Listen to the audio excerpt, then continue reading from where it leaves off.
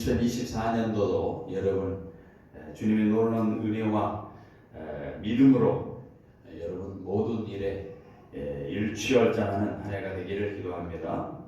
여러분이 한 해 동안 여러분의 시간을 하나님의 시간, 하나님의 뜻에 올려놓고 하나님과 친밀한 교제를 가지고 있으면 여러분이 분명 모든 일에 일취월장하는 해가 될 줄 믿습니다. 다시 말하면 하나님과 친해져야 된다는 거예요. 여러분, 성도 여러분 하나님과 어떤 관계를 유지하고 있습니까? 지금 하나님과 친한 관계입니까? 아니면 친하지 아니한 관계입니까? 친하다고 생각하는 분들에게 저는 묻고 싶어요. 여러분은 하나님과 정말 친하다고 생각하실까요? 하나님 여러분에 대해서 정말 친하다고 생각하실까요? 친하지 못한다고 생각하는 분들에게 물어보겠습니다. 하나님과 친하지 못한 이유가 무엇이겠습니까? 여러분 때문입니까? 교회 때문입니까? 아니면 하나님 때문입니까? 무엇 때문에 친하지 못하겠까요? 여러분 세상의 시간으로 생각하면 누구에게와 같이 친하다 하면 굉장히 좋은 의미가 있어요. 예를 들어서 대통령과 내가 친하다, 국회의원과 친하다. 친한 사이만 되어도 큰 소리칩니다. 야, 내가 대통령하고 친한 사이야. 모 국회의원하고 내가 친한 사이다. 그래가지고 그걸 자랑을 하면서 어떤 사람들은 그걸 이용해서 사기를 치기도 합니다. 친하다는 거야. 굉장히 중요하게 생각하죠. 근데 우리는 국회의원, 대통령뿐만 아니라 그런 사람들과 비교되지 않는 전능한 하나님과 우리가 사귀고 있고 친하다라는 사실을 여러분 아시기 바랍니다. 하나님과 친하다. 얼마나 놀라운 존재입니까? 우리는 하나님과 친한 사람들인 줄 믿습니다. 여러분 친하다고 고백하는 그 순간 하나님의 모든 것이 여러분의 것이 되는 줄 믿습니다. 여러분 2024년 하나님이 주신 위대한 선물인 이 시간 어떻게 우리가 하나님과 친하게 보낼 수 있을까? 아니 이 약한 세상에서 어떻게 하면 우리가 기죽지 않고 하나님의 사람으로 당당하게 세상을 살아갈 수 있을까? 우리가 사는 세상은 새해에도 여전히 악한 자들이 득실거리고 있습니다. 이리 보고 저리 보아도 좌를 가도 우를 가도 악한 사람들이 잘 되는 것처럼, 악한 사람들이 힘이 있는 것처럼 그런 악이 넘쳐나고 있는 세대에 우리가 살아가고 있습니다. 역사 이래로 세상은 악이 득실하고 있는 것입니다. 아담 이후에 보면 인간이 타락한 아담 이후에 그리고 그의 아들 아간으로부터 시작해서 오는 모든 악, 인간에게 모든 악이 주어지죠. 그 악에 대해서 한탄하시고 하나님은 홍수로 세상을 쓸어버리는 일이 있었습니다. 그럼에도 불구하고 여전히 계속해서 아벨탑 사건 이후에 악이 계속해서 퍼져나가고 그 악한 행들은 교묘하게 인간을 지배하고 있고 인간의 마음속에 득실거리고 있는 그 악을 여전히 오늘도 우리에게 존재하고 있다는 겁니다.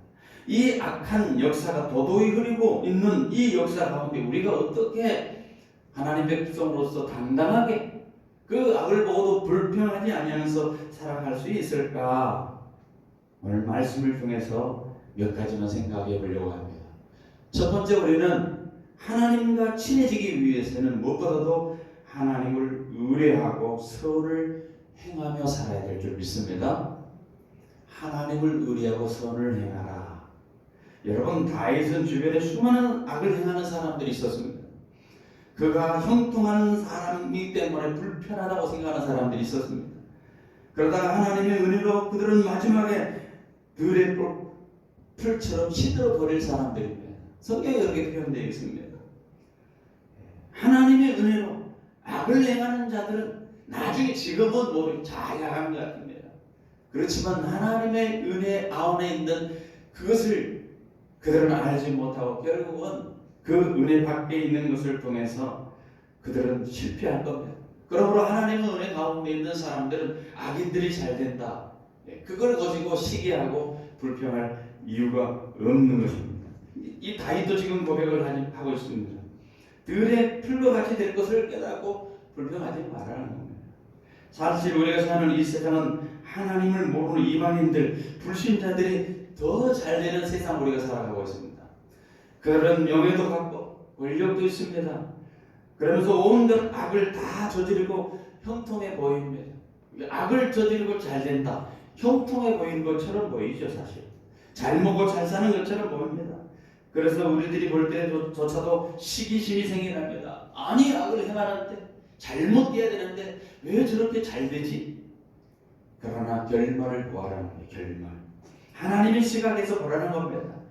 그들은 곧 시들고 배임을 당하고 쇠잔하게 될 것이다. 그들은 이절의 표현대로 풀과 같이 속히 배임을 당할 것이고 채소같이 쇠잔할 것이다. 그렇습니다. 악인들은 그렇게 될 것입니다. 그렇다면 성도들은 어떻게 살아가야 될까요? 오늘 본문 3절의 말씀을 같이 한번 보십시다. 3절 읽습니다. 여호와를 의뢰하고 선을 행하라. 땅에 머무는 동안 그의 성실을 먹을거리로 삼을지어다. 여기 좋은 말씀입니다. 하나님만 의뢰하라는 거예요. 하나님만 의지하라는 거예요. Trust in the God. 하나님을 의뢰하라. 원어의 뜻은 빠타흐라고 하는 단어를 썼습니다. 하나님께 끈을 매라는 거예요. 하나님 안으로 들어가라는 거예요. 하나님과 온전히 인격적인 연합을, 온전한 인격적인 연합을 이루라는 거예요. 하나님과 끈을 매고 하나님 안에 들어가서 하나님과 하나 되어서 인격적으로 온전한 연합을 이끌는 삶. 이것이 우리에게 필요하다는 거예요. 하나님과 나를 연결하여 하나님께 이끌리는 삶을 살 때에 우리는 이 세상에서 도덕하게 악이 흘러가는 이 세상에서 정말로 하나님의 백성으로서 살아갈 수 있는 줄 믿습니다. 여기 보니까 선을 해야 된다. 선을 행하라. 선을 행하라고. 이 선이라는 단어는 히브리어로 토브라고 하는 단어를 썼습니다. 이 말은 온갖 아름답고 긍정적인 것을 나타낼 뿐만 아니라 하나님의 선하신 성품을 나타내는 거예요. 그러니까 선을 행함으로 선을 행하는 것도 지속적인 노력이 필요하다는 거예요. 하나님을 의뢰하는 사람은 당연히 지속적으로 선을 행할 수밖에 없다는 겁니다. 이 땅에 거하는 동안 세상의 상태와 관계없이, 세상이 타락한 것과 관계없이 성도는 하나님께서 맡겨진 그 삶의 직무를 다하되 하나님이 우리를 향해서 선하심과 같이 성도 역시 선한 일에 변함이 없이 계속 해야 된다는 겁니다. 여러분 2024년 선한 일을 열심히 내시길 바랍니다. 여러분 또 보니까 식물을 삼으라고 그랬습니다. 식물을.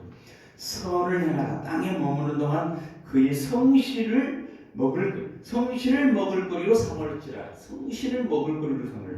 무슨 말입니까? 음식을 먹어야 사는 것처럼 우리 선을 행하는 것이 마치 성도들의 삶의 스타일이 되어야 된다는 거예요. 우리가 살아가는 이 세상은 분명 부조리함이 넘칩니다. 여러분 세상은 악하고 불의하고 불공평한 일들이 차고 넘치는 세상입니다.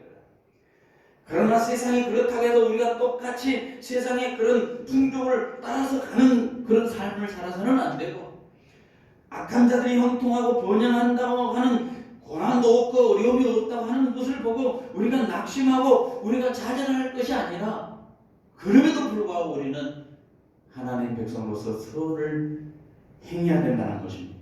세상의 부조리함은 성도들에게 이 악한 세대의 선을 행해봐야 무슨 의미가 있느냐?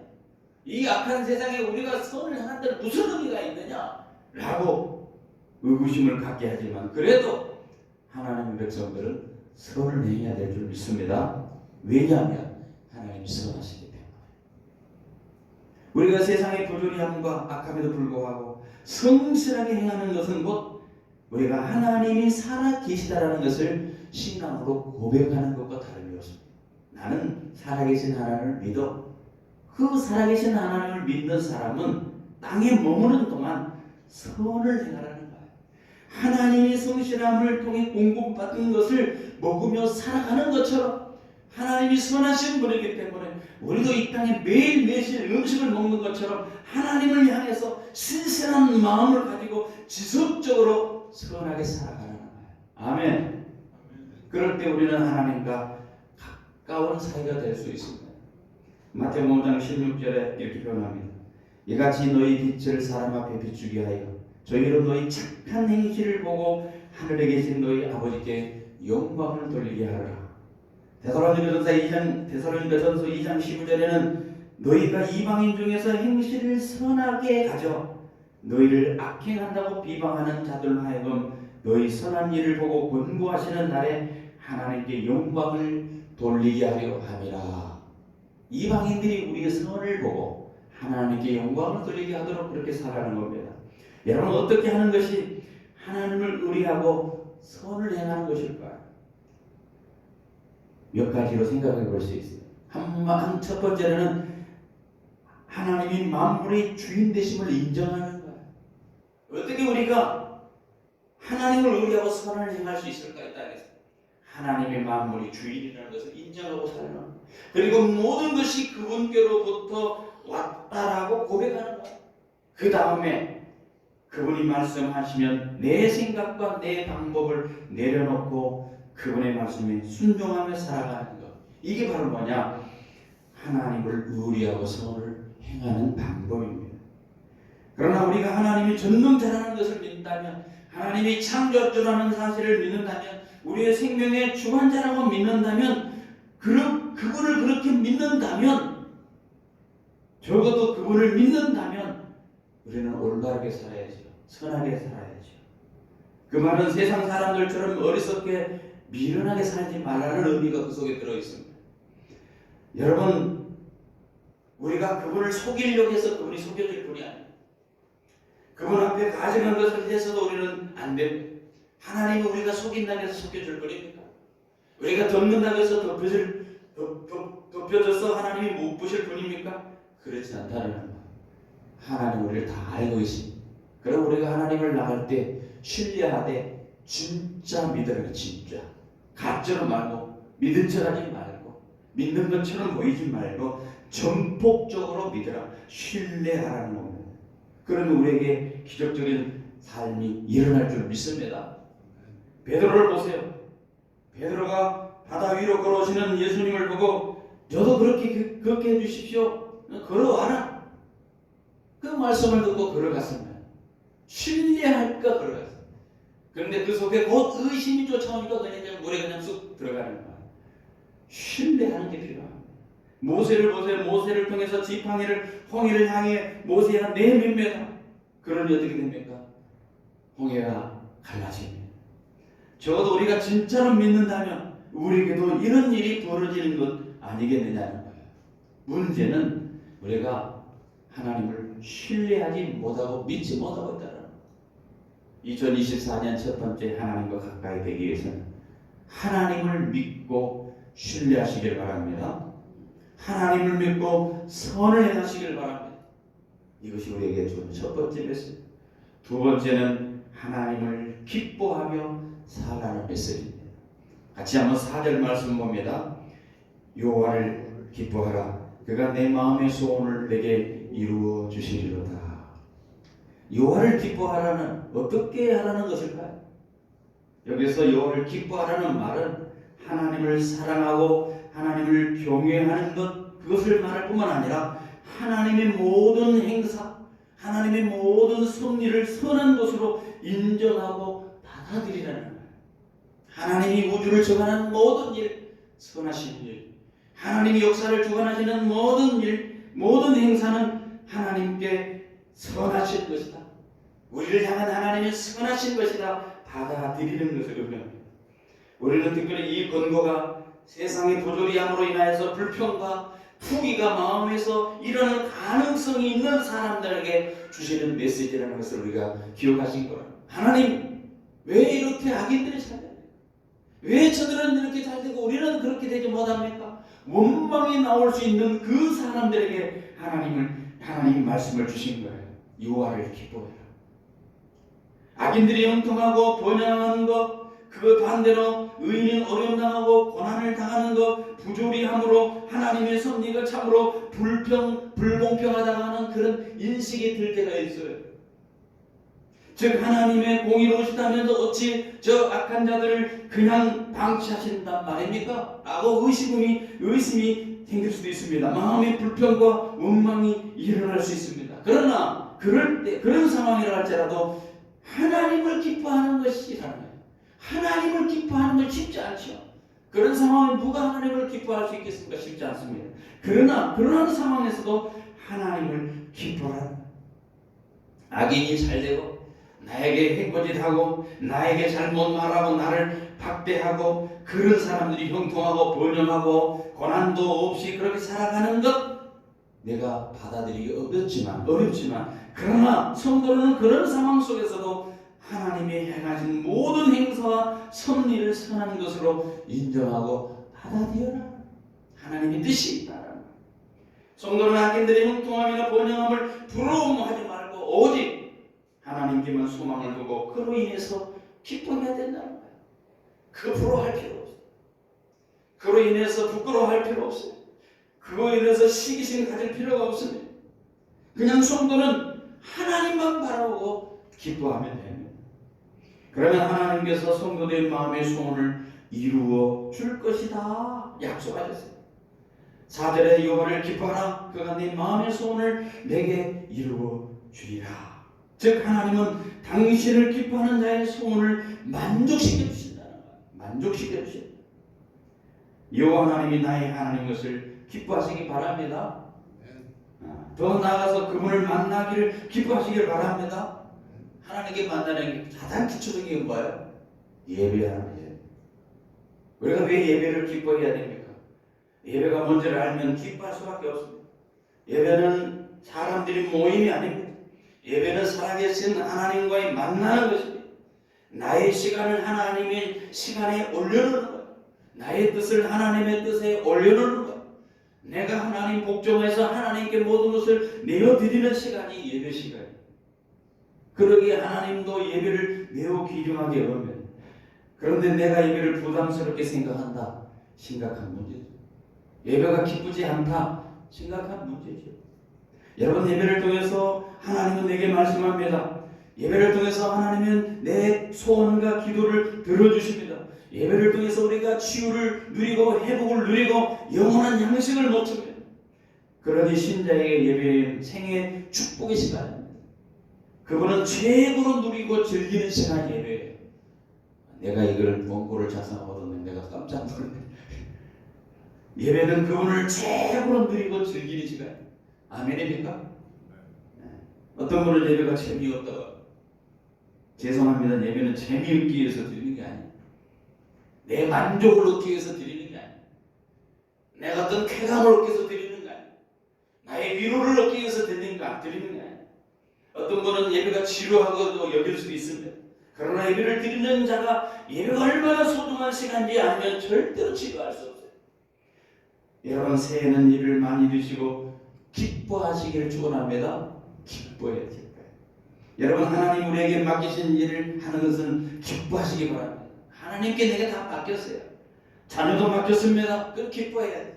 남편도 내게 맡겨줬어요. 기뻐해야 돼요. 아내도 내게 맡겨줬어요. 기뻐해야 돼요. 하나님은 재물도 내게 맡겨주셨습니다. 사업도 내게 맡겨주셨습니다. 하나님은 내게 직분도 맡겨주셨습니다. 그 일을 누가 주셨나요?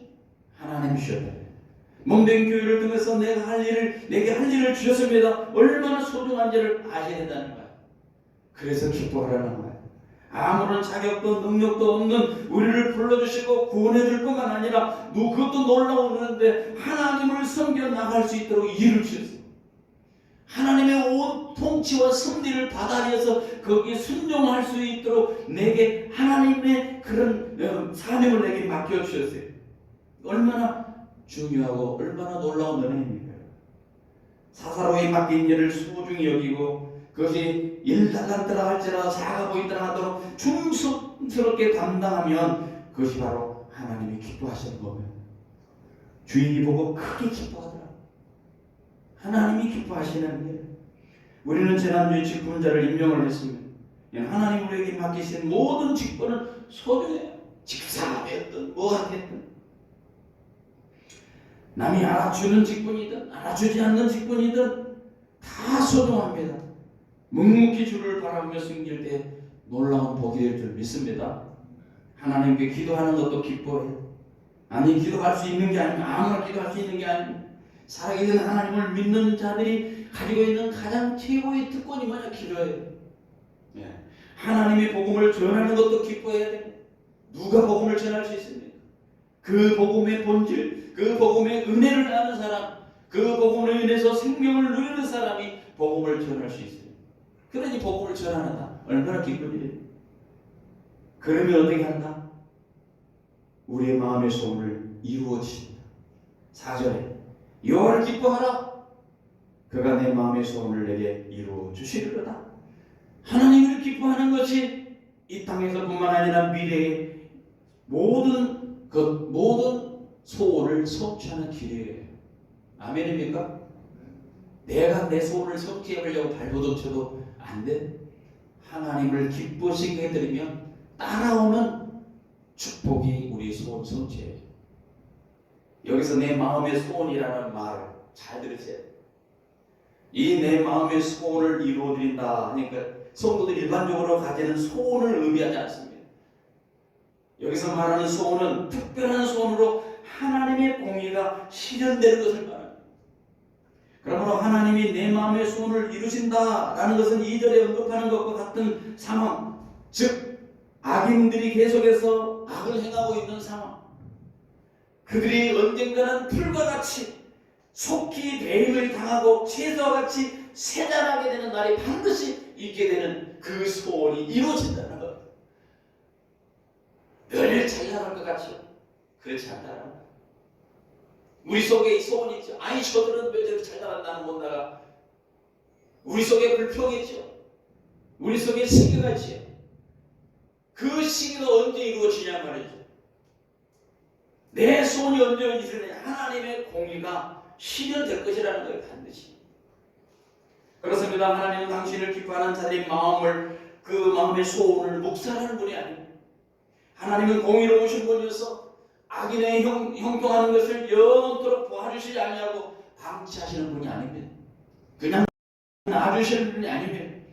하나님은 당신의 섭리와 행사를 선한 것으로 받아들이고 기뻐하는 성도들의 마음의 그 소원을 따라서 공의로서 불의한 자들에게 갚아주시는, 그래서 성도들의 소원을 만족시켜 주실 거예요.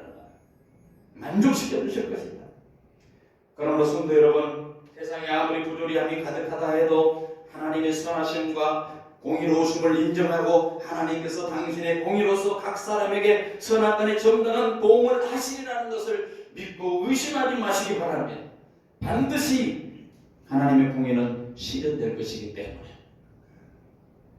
특별히 하나님이 이 세상의 마지막 날이 되면 분명히 악인과 의인을 그 행위대로 심판할 것입니다.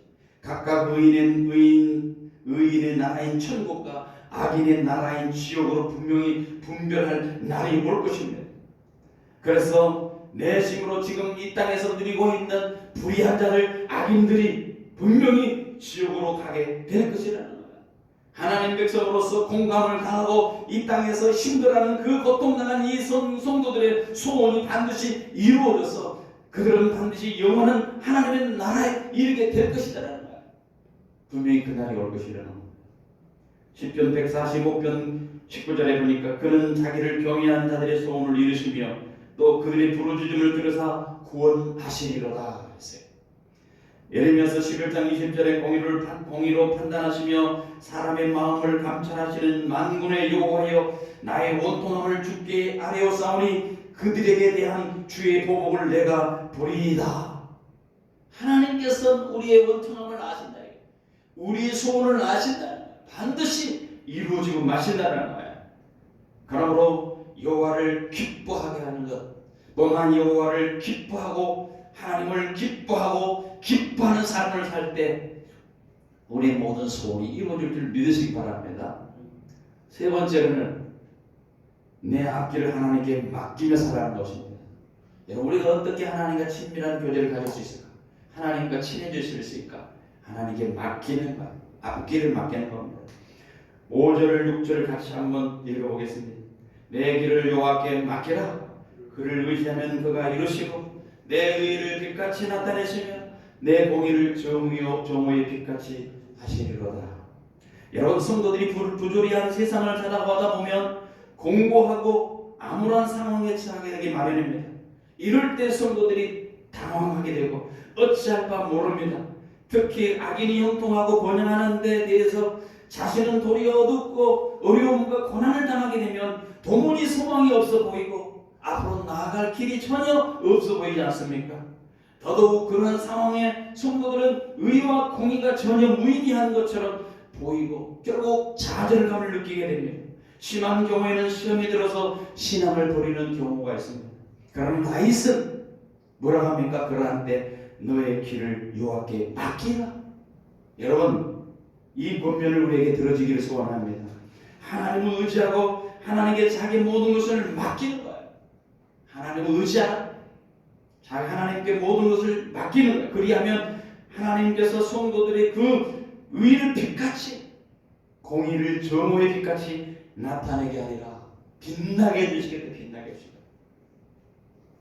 지금은 빛이 안 난 것처럼, 진흙 속에 묻혀 있는 것처럼, 보이지 않냐는 것처럼, 별로 가치 없는 것처럼 보이지만, 그러나 진흙 속에 진주가 있어서 그것이 발견되면 놀라운 빛을 내는 것처럼 공의를 정오의 빛같이 나타나게 해주신다는 겁니다. 여러분, 다윗은 누구보다도 이것을 확실하게 경험한 사람 아닙니까? 그는 누가 봐도 세상의 부조리함으로 인해서 고통을 당한 사람이었습니다. 그는 나라와 사울 왕을 위하여 모든 어마어마한 공을 세운 사람이었습니다. 그런 나라를 위기에 처했을 때 믿음으로 나가서 골리앗과 싸워서 나라를 구한 그런 사람이었습니다. 또 사울 왕이 악령으로 인해서 고통당할 때 악기를 연주해서 그의 심신을 달래줬습니다. 그의 악함이라는 것은 찾아볼 수 없을 정도로 선한 사람이 다윗이었습니다. 여러분, 그러나 인본주의적인 탐욕에 젖어있던 그 사울은 다윗에게 반역죄를 뒤집어 씌웁니다. 그리고 그를 죽이려고 합니다. 이로 인해서 다윗은 10여 년 동안 말로 형용할 수 없는 그런 고통에 빠지게 됩니다. 당시 다윗이 처한 다윗 상황은 다윗으로 하여금 심한 좌절감을 느끼게 충분했어요. 내가 이렇게 하려고 왕이 됐단 말이야. 왜 하나님 나 가만히 목동으로 살 텐데 이렇게 왕으로 만들어 날 힘들게 하실까? 좌절할 수 있지. 그러나 다윗은 좌절하지 않았습니다. 오히려 그런 상황 가운데서도 하나님을 신뢰하고 자기 길을 맡긴 겁니다. 이 다윗이 지금 우리에게 권면하고 있는 겁니다. 하나님과 친밀하고 하나님과 가까이 지내고 싶으냐? 그렇다면 맡기라는 거예요. 그렇게 맡겼을 때 그가 비록 많은 시련을 겪었지만 나중에는 어떻게 됩니까? 최후의 승리자가 됩니다. 하나님은 그를 사울 대신 이스라엘 왕으로 세워주었고 이스라엘 역사상 가장 위대한 왕으로 만들어줬습니다. 그래서 그의 의의를 만만에 인정받는 한낮의 빛과 같이 만들어 주었던 것을 우리가 기억합니다. 다윗은 바로 이러한 자신의 경험을 통해서 오늘 성도들에게 자기의 길을 여호와께 맡기는 것을 권면하고 있는 거예요. 맡기라. 성도 여러분, 여러분의 길을 2023년은 여러분의 길을 하나님께 맡기시기 바랍니다. 맡기는 하나님께 여러분을 전적으로 의탁하시기 바랍니다. 현재 여러분의 처한 상황이 억울하고 도무지 앞이 보이지 않고 소망이 없는 것처럼 여겨질지라도 하나님께 그 길을 맡기시기 바랍니다. 걱정하고 염려되고 근심되는 것 많죠? 뭐가 걱정되나요? 근심이 건강이 걱정됩니까? 자식이 문제입니까? 그것도 다 맡기라는. 사업도 문제입니까? 그것도 맡기라는 거예요. 다 주님께 내어 맡기고 살아가라는 거예요. 여러분, 우리가 비행기 타면 어떻게 됩니까? 그때 화물칸에다 다 맡기고 화물을 맡겨야 돼. 소화물은 자기가 가져가지만 작은 것은 가져가지만 큰 화물 있잖아요. 가방 다 맡겨야 돼요. 맡겨놓고는 그냥 불안해합니까? 야, 내가 가서 비행기 타고 가는데 저 집을 못 찾으면 어떻게 되지? 중간에서 집을 누가 다 뚱쳐가면 어떻게 되지? 걱정하고 비행기 안에서 안절부절할 이유가 없습니다. 맡기면 그냥 끝나는 거예요. 갈 때까지 잘 비행기 가서 내릴 때까지 잘 가서 인도해 주면 맡겨버리는 거예요.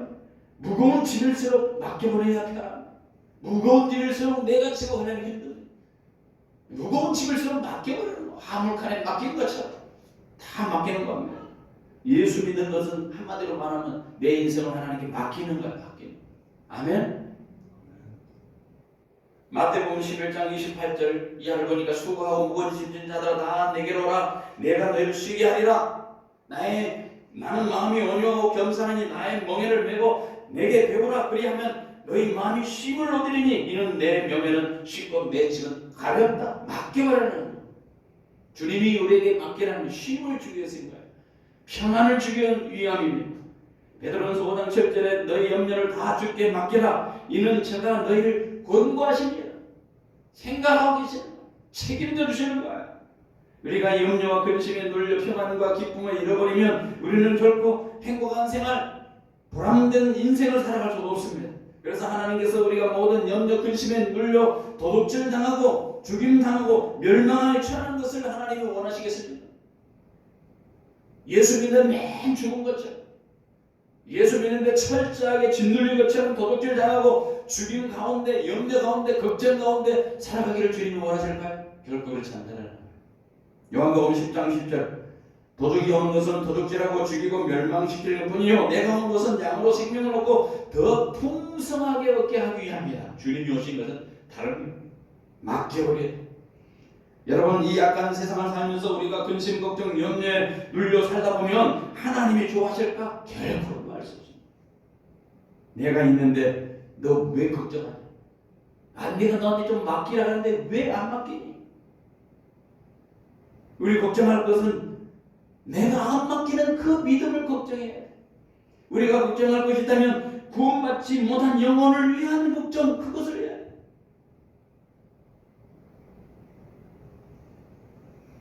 우리가 맡기면 하나님께서 과연 우리의 모든 삶의 짐을 책임져 주실 겁니까? 책임져 주십니다. 왜? 모든 일의 근원은 여호와의 것이기 때문에 모든 것은 하나님께 달려있어요. 예레미야서 32장 2절에 일을 행하시는 여호와, 그것을 지어 성취하는 여호와, 일을 행하시고 성취하시는 분은 여호와라고. 내 힘이 아닙니다. 내 노력이 아닙니다. 하나님의 간섭, 하나님의 섭리, 일을 행하시고 일을 지어 성취하시는 분은 천지 만물을 지으신 여호와이기 때문에 그분께 맡기라는 거예요. 시편 55편 22절에 내 짐을 여호와께 맡기라. 그가 너를 붙드시고 의인의 요동함을 영원히 허락지 아니하시리로다. 계속해서 맡기라는 거야. 빌립보서 4장 6절에도 아무것도 염려하지 말고 모든 일에 기도와 간구로 너희 구할 것을 감소로 하나님께 아뢰라. 그리하면 모든 지각에 뛰어난 하나님의 평강이 그리스도 예수 안에서 너희 마음과 생각을 지키시리라. 맡기라는 거야. 염려하지 말라는 거야. 그럼 우리는 모든 염려, 근심, 걱정 하나님께 맡기면서 한 해를 살아가야 될 줄 믿습니다. 여러분, 맡기지 않는데 누가 책임져 줍니까? 맡기지 않으면 책임 안 져요. 주님께서 맡기지 않은 일을 책임져 주시지 않습니다. 맡기지 않으면 어떻게 책임져요? 맡겨야 책임져 주시지. 여러분, 기도가 뭡니까? 기도는 마치 인생의 부둣가에 대어 놓은 하나님의 배에 짐을 싣는 것 같습니다. 그 배를 운행하시는 분은 하나님입니다. 그 배에 실린 짐을 책임져 줄 분도 하나님입니다. 이 때문에 나는 기도할 때 나는 하나님의 배에 내 모든 짐을 실어 놓습니다. 그런 마음을 가지고 하나님께 기도하는 거예요. 내 가정의 짐도 하나님 배에 실어 놓습니다. 내 직장의 문제도 하나님 배에 실어 놓습니다. 내가 천지의 주 되신 하나님께 내 맡깁니다. 하나님께 내 사업도 맡깁니다. 하나님께 맡기고 신뢰하는 놈 신뢰. 여러분 이발소에서 이발하는 면도하는 때 못 맡기면 어떻게 면도해? 칼을 가지고 앞에서 착착착 면도기로 얼굴을 대자하면 이 사람이 다 죽을지 안 죽을지 못 믿으면 어떻게 맡기면? 맡겨야 가만히 맡기면 나게다가 비를 칠해서 면도기로 싹싹싹싹 맡기는 거죠. 기도할 때 내가 하나님께 내 모든 맡기는 것처럼 내 모든 짐을 주님의 배에 다 옮겨 실는 것처럼 떠나보내는 것처럼 상상하면서 내 모든 것을 다 맡겨야 된다. 맡기지 못하면 불안해요. 남편을 맡기지 못하고 아내를 맡기지 말고 직장을 맡기지 못하면 다 불안해. 여러분이 기도를 통해서 하나님의 배 위에 모든 짐을 맡겼으면 하나님께서 그 짐을 책임져 줄 줄 믿습니다. 많은 크리스찬들이 하나님께 다 맡긴다고 하면 됩시다. 집에 갈 때는 내일 다시 한번 맡겨보겠습니다. 다시 가져가요. 다 맡겼다 해놓고 돌아갈 때는 다시 한번 내려와서 또 맡기겠습니다. 그럴 필요 없어요. 하나님의 배에 짐을 실었으면 안심하고 그냥 떠내보는 거예요. 짐을 싣고 나서 다시 찾으려 하면 하나님께서 책임져 줄 수 없어요. 다 맡겨야만이 책임져 주고 다시 찾아간다. 어떻게 그것을 책임져 주겠습니까? 베드로전서 5장 7절 너희 염려를 다 주께 맡기라. 이는 저가 너를 권고하시니라. 근심 걱정 염려에 짓눌려 평안을 잃어버리고 우리의 삶을 행복할 수 없기 때문에 우리를 향해서 그렇게 하지 말라. 그렇게 하지 말라. 도둑질 당하고 죽임을 당하고 멸망당하는 그런 어리석은 짓을 하지 말라는 겁니다. 우리가 근심 걱정 염려에 눌려 살면 하나님이 우리를 기뻐하시겠습니까? 아니요, 안 기뻐합니다. 야, 내가 있는데도 왜 걱정하냐? 내가 다 해주겠다는데 왜 걱정해? 정말로 믿음이 있다면 맡겨버리시기 바랍니다. 기준이게 마지막 네 번째로 그리고 하나님과의 그런 좋은 관계를 갖기 위해서는 한 가지 할 일이 있습니다. 잠잠히 기다리는 7절 말씀 읽고 7절 같이 읽습니다. 여호와 앞에 잠잠하고 참고 기다리라. 자기 길이 형통하며 악한 길을 이룰 자 때문에 불평하지 말지어다. 여러분, 다윗은 부조리함과 그 횡행하는 그 세상에서 성도가 가져야 될 삶의 마지막 자세로서 여호와 앞에 잠잠하고 참고 기다리라고 권면합니다. 여기서 잠잠하라는 말은 침묵을 의미하지 않습니다. 이는 하나님의 섭리에 대해서 신뢰를 잃지 않고 인간적인 생각으로 조급해하거나 자기 나름대로의 어리석은 그 방법을 간구하는 것을 버리고 하나님을 궁극적으로 신뢰하는 것을 의미합니다. 그래서 하나님이 주시는 평안을 누리라는 거예요. 그러므로 하나님 앞에 잠잠하고 참아 기다리는 것은 믿음의 인내라고 해요. 믿음의 인내. 다윗은 9절에서 여호와를 소망하는 자라고 표현하고 있습니다. 믿음의 인내를 가지고 있는 사람은 뭐냐? 여호와를 소망한다. 하나님의 공의에 대해서 보응하시고 참고 인내하는 것을 말합니다. 하나님은 악인을 형통하고 번역하고 하는 것처럼 보일 때 의인은 절망하고 어려움 속에서 고난당하는 그런 모습을 보면서 우리 속에 조급할 필요 없다는 거야.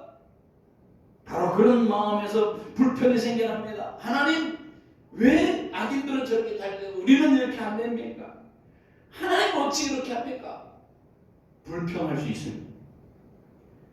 그러나 하나님은 그런 상황에서도 우리를 향해서 뭐라고 합니까? 그렇게 하지만 잠잠. 그럴 필요 없다. 그걸 보고 어찌 될까 하고 조급해할 필요가 없다. 조급함과 어리석은 생각을 버리고 하나님 앞에 잠잠히 참고 기다리는 거예요. 하나님의 뜻과 무관하게 인간의 조급함, 불신에 오서는 인간적인 그런 행동을 하지 말고 하나님의 뜻을 조급하게 좀 진지하게 잠잠하게 참고 기다리는 거예요. 그래서 우선들은 악인이 잘 때 우리에게 원망들이고 우리를 향해서 해코지 할 때 우리가 인간적으로 그런 해코지 할 필요가 없습니다. 복수할 필요가 없습니다. 세상의 부조리함을 보고 불평하고 인간적인 방법을 동원해서 그것을 개선해 보겠다고 하는 그런 조급한 생각을 할 필요가 없습니다. 악인들이 핍박을 하고 그것을 인해서 고통을 당한다 해도 좌절할 이유가 없습니다. 오히려 우리는 어떤 사람이 되어야 됩니까? 온유한 자가 되고 온유한 자. 11절에 그러나 온유한 자는 땅을 차지한다. 온유한 자는 힘이 없어서 온유한 것이 아니에요. 힘이 있어도 하나님의 공의, 하나님의 보응에 대해서 기대를 하고 살아가는 안 된다는 하나님이 이것을 다 역전시켜 주실 것이다. 하나님은 기필코 여러분에게 최후의 승리자가 되게 해주실 것이다. 천국을 차지하게 해주실 것이다. 그 약속이 여기에 있는 거예요. 예레미야 예가 3장 25절 이하를 보니까 기다리는 자에게나 보호하는 영혼에게 여호와께서는 선하시도다. 사람이 여호와를 여호와의 구원을 바라보고 잠잠히 기다림이 좋도다. 거기 표현을. 야고보서 5장 11절대로 보라 인내하는 자를 우리가 복되다 하나니 너희가 욥의 인내를 들었고 주께서 주신 결말을 보았거니와 주는 가장 자비하시고 긍휼히 여기시는 이로다. 여러분 성도는 때로 넘어지기도 하지만 아주 넘어지는 법이 없습니다. 그냥 자빠질 수 있어요. 그러나 거꾸로 죽지는 않는다는 거예요. 오늘 시편 37편 23절 24절을 보면은 여호와께서 사람의 걸음을 정하시고 그 길을 기뻐하시다니 그는 아주 넘어지는 것이 아니하면 여호와께서 그의 손으로 붙드시니라. 거꾸로 저도 죽지 않는다는 거예요. 여러분이요 환난 날에 하나님을 의지하는 것을 하나님이 기쁨이 됩니다. 오늘 본문 40절에 보니까 다윗은 여호와께서 그들을 도와 건주시되 악인들에게서 건져 구원하시면 그를 의지한 까닭이다. 이렇게 표현했습니다. 여기 보면 하나님이 성도들을 구원하시는 근거가 무엇인지 나옵니다. 그것은 바로 그를 의지한 연고 까닭이다. 하나님을 의지한 까닭에 건주신다는 것. 성도들은 하나님은 성도들이 당신을 의지한 까닭에 성도들이 악에서 건져 구원해 주시는 분이라는 것. 여러분 평안할 때 친해지기는 그렇게 쉬운 것이 아닙니다. 그런데 어려울 때 사람들은 멀어져요. 그죠? 어려울 때 나를 도와주고 함께 해주는 사람이 정말 나를 사랑하는 사람입니다. 이게 부모들이 그러죠. 어려울 때 막 도와주고. 그런데 세상 사람들은 어려움을 떠나가요. 참된 좋은 관계가 아니죠. 하나님은 당신의 택한 자들을 사랑하셔서 독생까지를 내어주시는 그런 분이었어요. 그리하여 성도들은 극심한 환난 가운데 있더라도 여호와만 의지하면 하나님은 끊임없이 사랑과 은혜로 우리를 함께해 주신다고 하는 약속을 주신 거예요. 특별히 성경 나홈서 1장 7절에 보니까 이렇게 표현하고 여호와는 선하시며 환난 날에 산성이시라. 그는 자기에게 피하는 자를 아시느니라. 성도들이 평소에 하나님 의지하고 나를 의탁해야만 하지만 더더욱 어렵고 힘들 세속적인 인간의 그런 탈출구만 탔지 말고 그런 것만 찾아서 헤매지 말고 전적으로 나를 의지하라라고 하는 훈련을 주시기 위해서 어려움을 주시는 거예요. 사랑하는 성도 여러분, 환난 날에 바로 나의 신앙을 확인할 수 있는 좋은 기회임을 여러분 기억하시기 바랍니다. 어려움을 찾아온다. 나의 신앙이 어떤 위치인지 확인할 수 있는 기회입니다.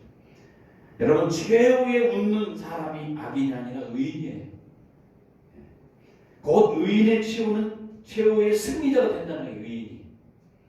특별히 중요한 사실은 악인은 이 세상에서 누릴 것을 다 누린 것 같지만 결국은 어떻게 되느냐? 주님께서 심판할 것입니다. 이 세상에는 잠깐이에요. 잠깐. 풀처럼 지나가는 거예요. 메마를 부리는 거예요. 풀과 같이 속히 뱀을 당하고 푸른 채소같이 세자는 것이다.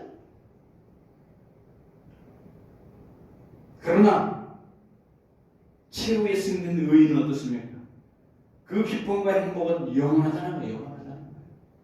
그러므로 성도 여러분, 이 세상에서 의를 행하며 말씀을 지키며 사는 것이 힘들고 고통스럽게 되겠지만 그러나 결코 포기하지 말라는 거예요.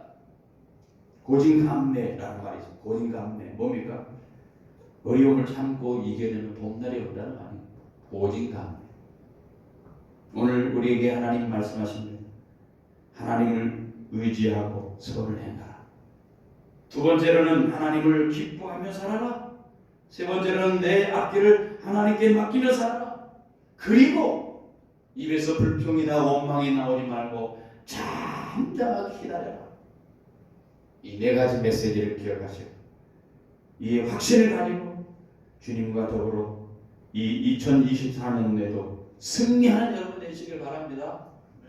주님이 기뻐하시는 삶이 될 것입니다.